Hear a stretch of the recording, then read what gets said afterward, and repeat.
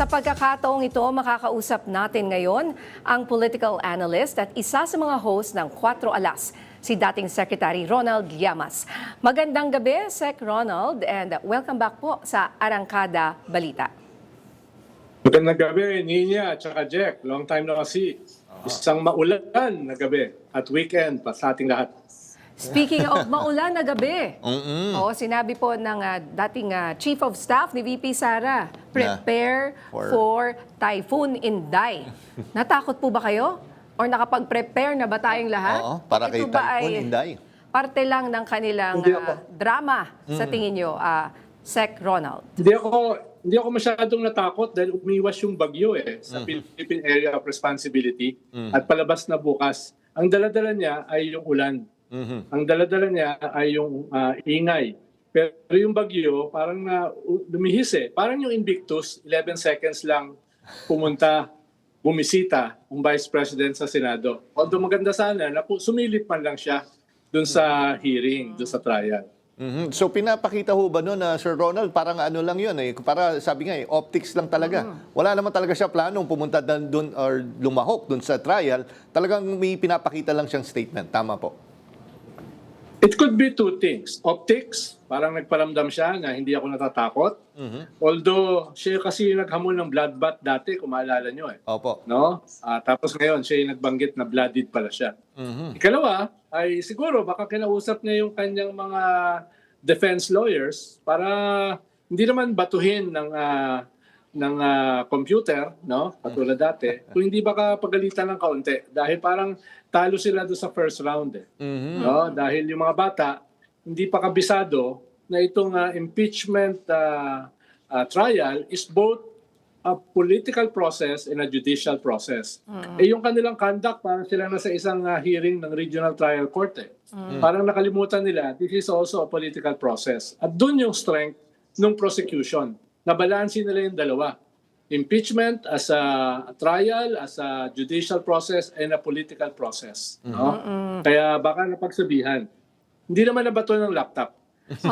Ano po ba yung mga, let's say, glaring examples? Magbigay nga po kayo ng mga, let's say, 3 examples na nagpapakita na masyado nilang tineknikal itong impeachment trial, na tama po kayo, bagamat ito ay, sabi nga nila, legal process, constitutional process, pero sa mata ng ordinaryong Pilipino, parang hindi naman kinikitil, pero pinipigilan siyang magsalita. Yung witness po natin, na in fairness, Antibay. anong masasabi niyo rin sa Binabasag. witness? Well, medyo weird na kinakailangan ang 3 araw na grilling ng isang witness para i-authenticate ang isang video na napanood ng buong mundo. Di ba? Lahat tayo nakapanood At nakakatawa na kinwestiyon pa ni Senator Robin Hood Padilla kung nasaan yung original na tape ng video. Parang hindi na naunawaan kung ano nangyari. No? Pero yung isang glaring dyan ay halos naka-49 objections si CJ Narbasa. Oo nga po. No? Binibilang ko no? Habang si Ligutan, medyo nabalansin niya yung judicial process at political process. Katulad ni Congresswoman Luistro. Inilink niya yung usapin ng accountability, yung usapin ng impeachment sa pangkaraniwang tao, sa mga mamamayan. Habang si Attorney Sison, in-invoke niya yung isang napakalaking non-sequitur na 32 million ang bumoto sa Vice President. Parang ano kinalaman nun sa impeachment trial? Dapat nga yung breach of public trust, dapat nga mas tatamaan siya dahil mas maraming bumoto sa kanya at i-argue ng prosecution na hindi niya dineliver yung kanyang dapat ginampanan bilang Vice President by threatening the President na siya yung beneficiary. Yun yung hindi masyado na pag-usapan na yung threat niya sa Presidente, the highest official of the land, ay ginawa niya habang siya yung beneficiary, siya yung papalit kung sakaling matuloy yung threat. No? Yun, very glaring yun. Maliban pa sa very public yung ginawa niyang threat. So yung threat niya ay merong intent as well as may capability. Dahil kaya nga may kaso yung kanyang tatay at saka yung kanyang kaalyado si Bato sa ICC for crimes against humanity dahil yung kanyang pamilya may capability na pumatay at magpapatay ng libo-libong tao. So, medyo para sa akin, ako naman, di ako abogado, no? Marami pang dadaanan yan. Meron pang 8 na session, no? Pero para sa isang non-lawyer, parang open and shut case ito. At least itong article na ito, mahirap ito depensahan eh. Mahirap ito depensahan. Dati dinedepensahan nila yan dahil hyperbole daw, na misconstrue daw yung sinabi, hindi daw niya sinabi, at na-splice daw. Buti na lang, hindi nila ginamit yan dito sa hearing. Buti ba, dudurog yung kanilang defense. Ang kanilang depensa ngayon ay context at saka hindi naman siya high crime.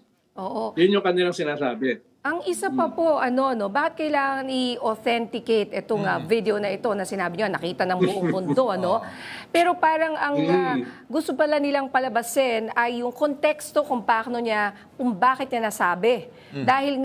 Dahil sa katabi nga niya, di ba, nandun si Attorney Zulaika Lopez, yung kanyang Chief of Staff. Nasabi niya dahil doon, kaya nga pinapatawag eh. So anong connection nung authentication pa? Parang inamin naman nila na authentic na to eh. Oo, kumbaga inamin na nila nandun. Ngayon, nilalaban na lang nila ay yung context kung bakit siya nagkaroon ng ganung outburst. Tama po? Tama. Inamin na nila na authentic yung interview kontra to sa ini-invoke ni Robin Hood Padilla. No? Inamin na nila yon. Inamin din ng witness na ito ay hindi conditional. Walang conditional threat. This is an absolute threat. No? Paano kung hindi na siya, kung yung threat ay na-implement na, hindi na siya conditional, hindi na siya threat, murder na siya. No?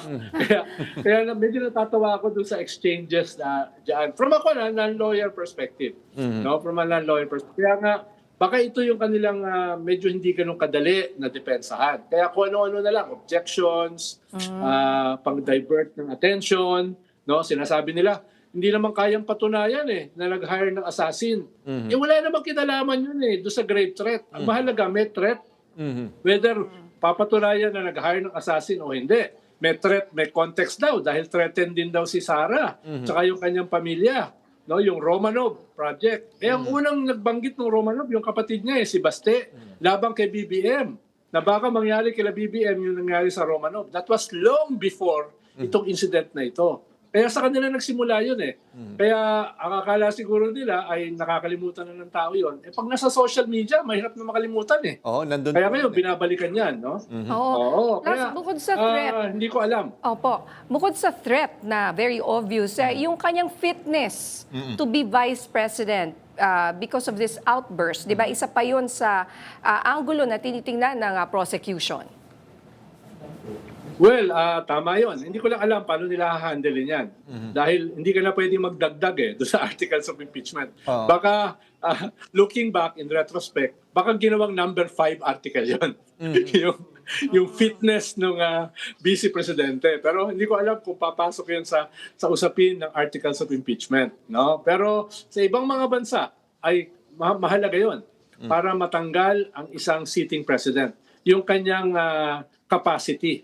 No, psychological, physical, no, yun ay fina-factor in.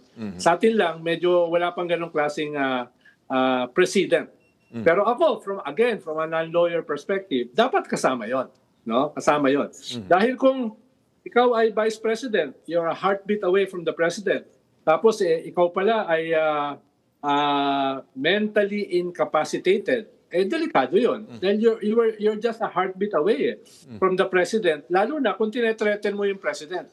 Ikaw ang papalit. Tapos yung pala, mentally incapacitated ka. No? Dapat talaga, bahagi yan dito sa impeachment. And ito po, huling tanong lang po, ano yung ni-expect kaya natin na next week? Dahil ito nga, papatawag si Attorney Zulaika Lopez. Ano po yung mga expectations po natin sa week 2 na impeachment trial? Well, originally, hindi naman kasama sa schedule si Zulaika No? Ang defense naman na nagbanggit sa kanya, kaya naisip siguro ng prosecution, isama na.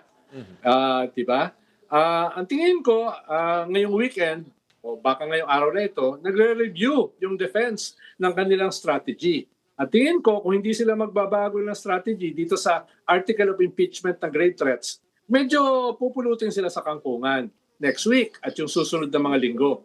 Kaya kailangan nila mag-adjust. Kailangan matuto sila sa prosecution. na tinitignan ito both as a judicial process and as a political process.